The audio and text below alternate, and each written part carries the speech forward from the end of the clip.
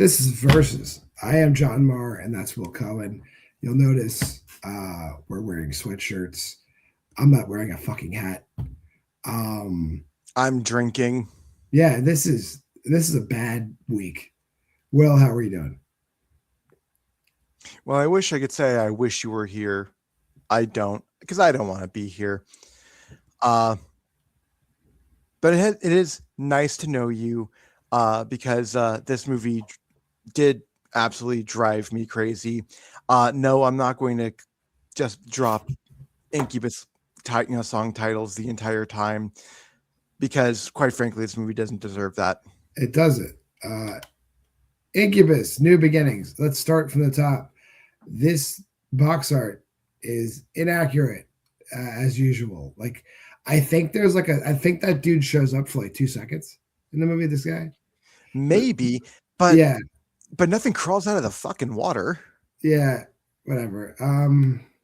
It's not even in a cabin. Yeah, it's like a house.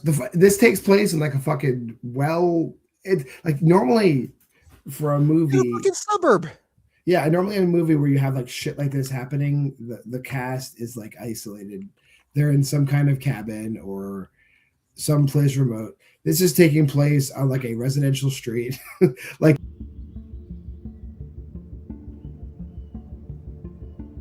I think like, for some reason they're in this house for like a week. It's like one of her properties. They're there for a week, but for some reason the neighbors don't fucking know her or anybody. Like everything about this movie makes no sense. People gave zero shits. But for some weird reason, they paid Dee Wallace Stone for like 10 minutes of her time. She got zero direction. She showed up and fucking did whatever. For the 3 minutes she's in the movie, like I think she's in a different movie. All right. Yes. Move. The funny thing is, if you go on Letterboxd, the guy who plays the Incubus, I think his name is like Jason Poindexter, he's not listed on IMDb. No, I mean on Letterboxd, nor does he have a Letterboxd page, which is weird. I think this whole movie was created just so you could see this guy's ass. Like 50 times. I feel that's the only reason. That seems to be. If you told me this was just a vehicle for this dude's ass and his nudity just above his dick,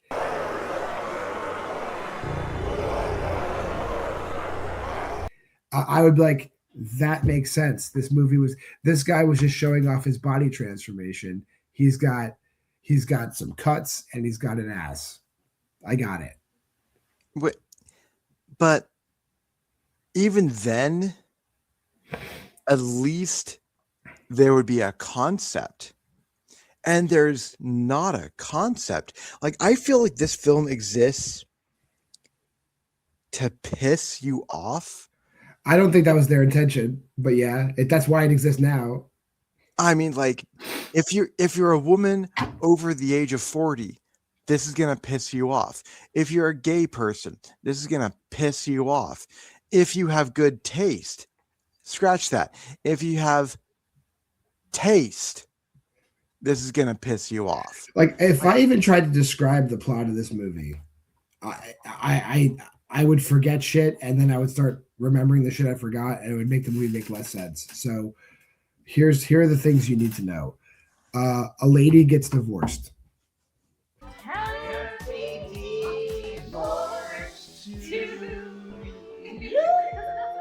Her friends decide to throw her a week-long party at a house one of them already owns. The divorcee owns. Okay. The divorcee owns. So they're throwing her a party at her own house. There is a gay friend. Okay, ladies, who's ready to bang away at this guy? There is a lesbian couple where I think one of the people is clearly non-binary. And of course, since they have a breast job, they have to have the only nude scene of a woman in the movie or of female breasts is this, and it just doesn't look good.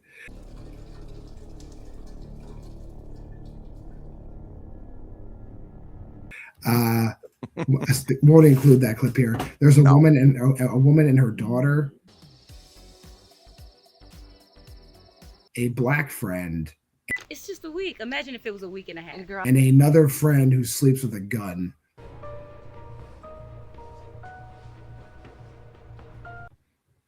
Then somewhere along the line, two guys show up at the house and they're cops. Thank you for coming out here with Luke and for keeping an open mind about all this. Hey, no worries. And then there's a drunk priest.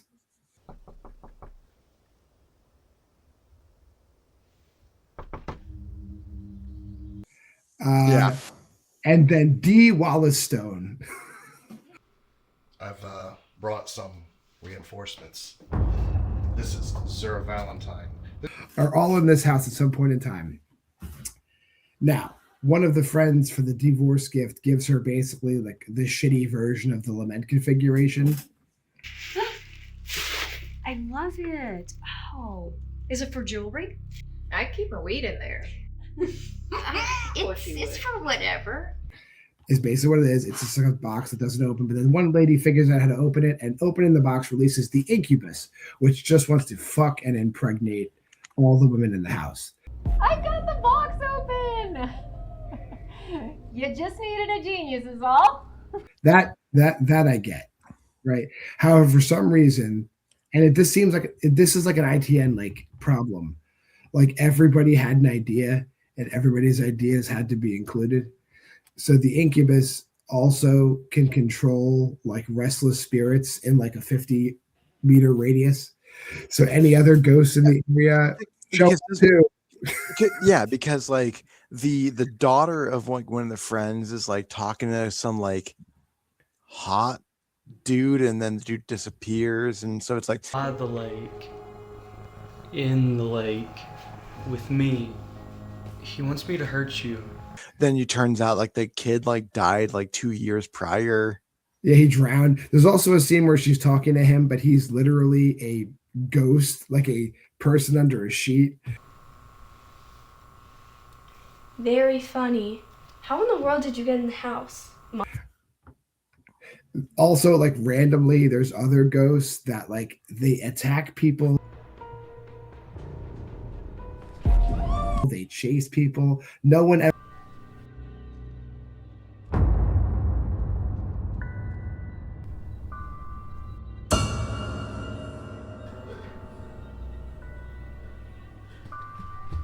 Marissa? Never feels like they're ever in any real danger, though. There's like gremlins on the ceiling.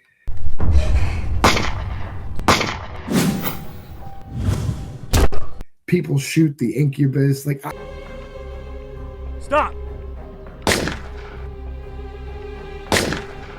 It's so all over the fucking place. There's moments where it feels like it's trying to be funny, but it's never funny. I think the priest is trying to be funny. I think D. Wallace Stone is trying to be funny. I'm at a loss. Is there anything legit? That's one of the big problems with this film particularly, is that on paper this should have given us something to talk about. Like, yeah. even if this film like veered into like the typical ITN tropes, even if it fell into the typical ITN problems, that would give us at least something to talk about. But beyond like the fucking stereotypes and the general incompetence that went into this film, this gives us nothing to talk about. This is literally like I'm going to spoil something right now. Normally when I rate things, I usually reserve like half star to 1 star for films that just piss me off. I think now I have to revise that because of this fucking movie, because this is the first time in the entire time that I've been doing this show with you here, John, that I feel like my time was wasted, that my 70 minutes could have been better served watching like a by the way, this is like a 73-minute movie, and like there is zero consistency. Like there's literally a scene where two of the characters are like, yeah, there's ghosts here, but it's not even a big deal. Seems perfectly normal to me. Me too. I wouldn't give it much thought. And then the next scene, they're scared out of their fucking minds.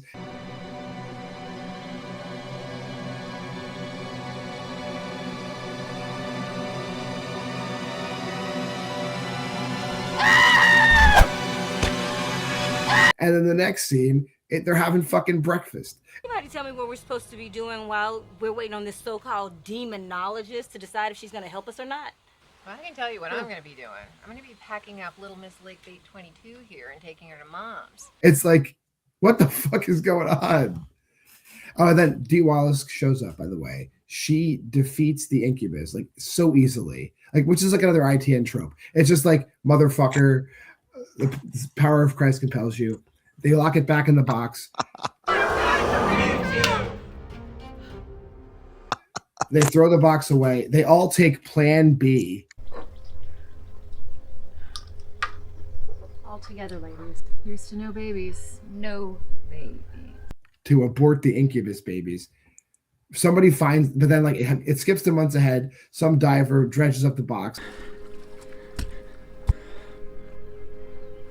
And now everyone's pregnant. And that's how the movie ends.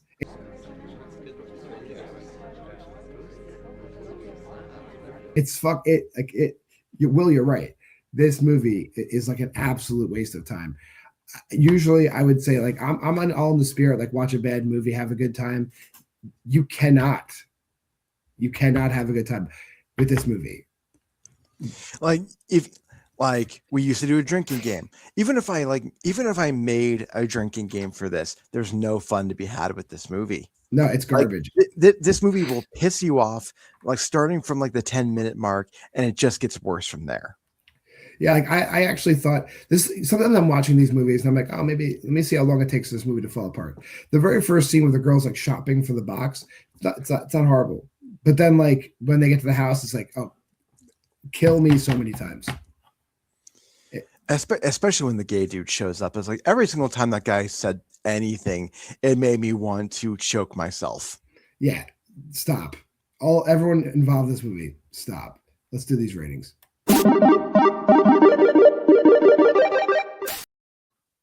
I'm gonna go first. Go for it. We really have reviewed some bad movies on the show. Some are like just like abominations, like for content. This movie is not a movie. It is like a 73-minute, not even stream of consciousness. It's just random, poorly edited, poorly acted scenes, and then Dee Wallace Stone shows up, and I think she told the director, "Fuck you! You don't get to direct me. I'm doing whatever the fuck I want." And that's maybe the only part of the movie worth watching. I give that a half star. So 1/2 for this movie. Well,